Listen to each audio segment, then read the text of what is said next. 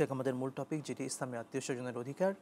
আমরা আসলে আত্মীয় বলতে কাদেরকে বুঝি যদি আমাদের দর্শকদেরকে জানাতেন। আলহামদুলিল্লাহ রব্বিল আলমিন ওসলাত ওসালাম আল্লাহ রসুলিল্লাহ আমিন আম্মা বাদ। আপনি যে বিষয়টা আজকে আমরা আলোচনা করতে যাচ্ছি সেটা হচ্ছে আসলে আত্মীয়তার সম্পর্ক বা আত্মীয় বলতে কী বুঝি। ও আতিদ আল কুরবা হাক্কাহু, আল্লাহ রব্বুল আলমিন কোরআন শরীফেই আত্মীয়দের অধিকার সমূহ আদায় করার ব্যাপারে কথা বলেছেন।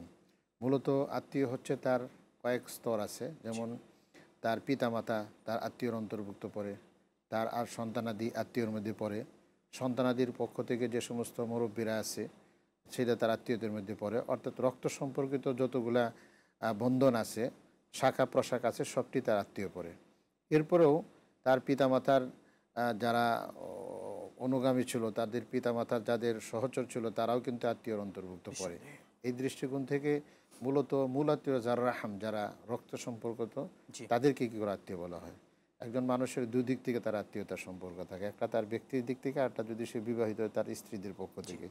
দুই পক্ষের আত্মীয় কিন্তু মূলত তার কাছে অনেক হক রয়েছে, যে হকগুলো তাকে আদায় করতে হয়।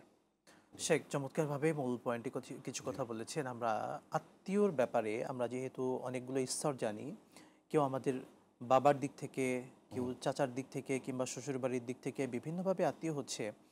যদি মূল বিষয়ে বলতেন, আত্মীয়তার ক্ষেত্রে মূল যে সম্পর্কটা মা কিংবা বাবা, একজন সন্তান হিসেবে মা এবং বাবার প্রতি আমাদের দায়িত্বটা কেমন হওয়া উচিত, ইসলাম কি বলে? আমি একটু আগের পিছনতে একটু বলে আসি। সেটা হচ্ছে যে আসলে আত্মীয় মানে তার প্রতিবেশীও বলা হয়। এটা আসলে তিন ভাগে বিভক্ত। একটা হচ্ছে যে তার প্রতিবেশী, এক তো প্রতিবেশী, দ্বিতীয় হলো তার আত্মীয় এবং মুসলিম। দ্বিতীয় প্রকার হলো যে তার আত্মীয় নয়, প্রতিবেশী এবং মুসলিম। তৃতীয় প্রকার হচ্ছে যে আসলে তার আত্মীয় নয়, মুসলিমও নয়, অমুসলিম। এই ক্ষেত্রে শরীয়তের কিন্তু তিন ধরনের বিধান আছে। যে ক্ষেত্রে তার আত্মীয় প্লাস তার শরীয়তের মানে দৃষ্টিকোণ থেকে সে তার মুসলিমও, সে তার কিন্তু এখানে দুটো হক আদায় করতে হয়। একটা হলো মুসলিমের হক, আর হলো আত্মীয় হিসাবে তার হক। আরেকটা হচ্ছে শুধু মুসলিম, তার মুসলিম হিসাবে তার হক আছে, আত্মীয় তার হক আদায় করতে হবে। আরেকটি হচ্ছে যে অমুসলিম, তাদেরও কিছু অধিকার আছে প্রতিবেশী হিসাবে। আমরা পিতামাতার ব্যাপারটা আপনি বলেছেন যে পিতামাতা মূলত তার রক্ত সম্পর্কিত সবচেয়ে কাছের যে, সেটাই হচ্ছে তার পিতামাতা। এক্ষেত্রে পিতামাতার অনেক অধিকার সন্তানের উপর রয়েছে, আবার সন্তানও কিছু অধিকার তার পিতার কাছে পায়।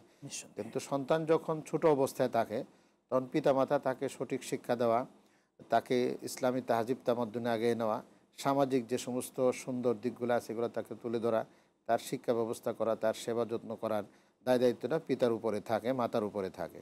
কিন্তু যখন তারা আবার বৃদ্ধ হয়ে যায় বা বৃদ্ধা হয়ে যায়, তখন কিন্তু সন্তানের উপর ওই দায়িত্বটা আবার ফিরে আসে।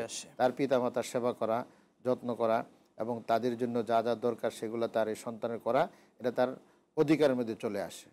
দ্বিতীয়ত পিতামাতার পরে যারা আসে, পিতামাতার সাথে যারা শাখা প্রশাখা হয়েছে, যেমন চাচা, আবার ফুফু, খালা যারা আছে, তাদেরও কিন্তু অধিকার তার উপরে আছে। আপনি মা বাবার ব্যাপার নিয়ে বলেছেন। আমাদের সমাজে আত্মীয়র ক্ষেত্রে একটি অবহেলিত বিষয় হলো ফুফু। আমরা অনেকে ফুফুর যে প্রাপ্য অংশটুকু আছে, অর্থাৎ আমার দাদার সম্পদে, সেটা আমরা বুঝে দিই না। তো ইসলামে ফুফুদের অধিকার কিভাবে নিশ্চিত করেছে যদি জানাতেন। আসলে ফুফু তো হচ্ছে বাপের বোন। একটা জিনিস কিন্তু আমি সবসময় আগেও বলি, এখনও বলছি, এটা ফুফুর কাছে কিন্তু বাচ্চারা বেশি লালিত পালিত হয়।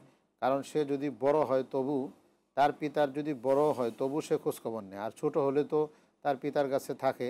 তখন ফুফুরাই কিন্তু এই বাচ্চাদেরকে মানে তার বাতিজাকে কী করে সেখানে যত্ন করে এবং সেবা যত্ন করে। পরবর্তী সময় দেখা যায় ফুফু হয়তো অন্যত্র বিয়ে হয়ে গেছে অথবা অন্য দূরে গেছে, তাকে নামগন্ধ তার থাকে না। অথচ সে শরীয়ত তার অধিকারগুলো আদায় করার ক্ষেত্রে ফুফু এবং খালার মধ্যে কোনো পর্দা নেই। এই সন্তান ফুফুর কাছে সে যাতায়াত করতে পারে, খালার কাছে যেতে পারে।